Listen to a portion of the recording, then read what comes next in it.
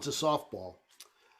Recommendations for, actually, it seems like a softball, except I didn't have any recommendations. A recommendation for light therapy device for SAD, seasonal affective disorder. Mm. Do you That's not something I'm anything? asked often living in Southern California. You know what? I'd have to look into that. I don't have one off the top of my head.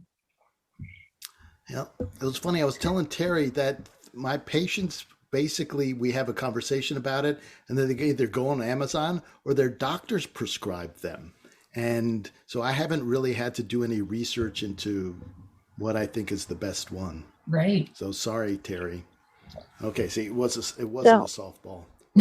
What do you I had have? a I had a couple of quick thoughts.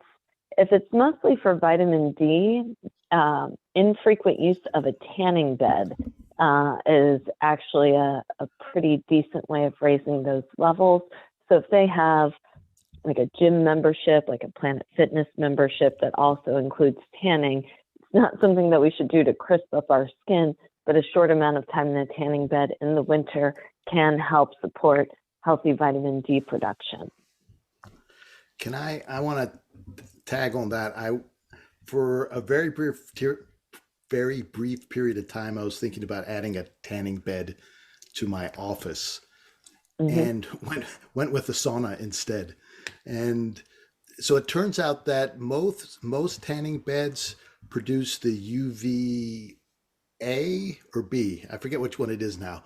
So you need a tanning bed that has a mixture of the UVA and UVB, and they tend to be advertised as like the quick tan beds. So they have Mm-hmm. more of the UVA. There we go. It's coming back to me. They have more of the UVA rays, which produce the vitamin D better than the UVB does. The UVB just tends to turn on the melanin and get you nice orange color. Unfortunately, it's not because of the vitamin D. So It's just the Okay. sad. I found one that I might recommend. I just didn't know if there was a better one. And I feel like in that kind of situation, having something that people can do at home and be consistent with, because if they are finding they're having those like mood dips and struggling with the SAD, then, that consistency of exposure, I think, could be really important. Yeah. So this is my new light, and that's why I don't look so bad anymore. And it has a remote control where you can control the color of the light all the way up to like a brighter blue color. And this was about $120, and it does get pretty bright. Now it's not advertised as a SAD device by any stretch of the imagination, but it it lights it up. Yeah. Well, it's not really the red light. It's light therapy to promote more serotonin and just that seasonal affective disorder that I'm seeing several people have. Let me look up the one that I purchased. I had to get one for my daughter when she lived in Paris. Let me look up and put the link on the chat. Okay. And then- Tina just put one into the chat as well.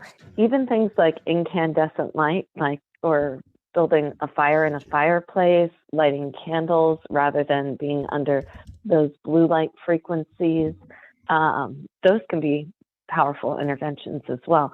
So we should look at the reduction of the blue light frequencies as well as the introduction of some of those infrared, near infrared as well.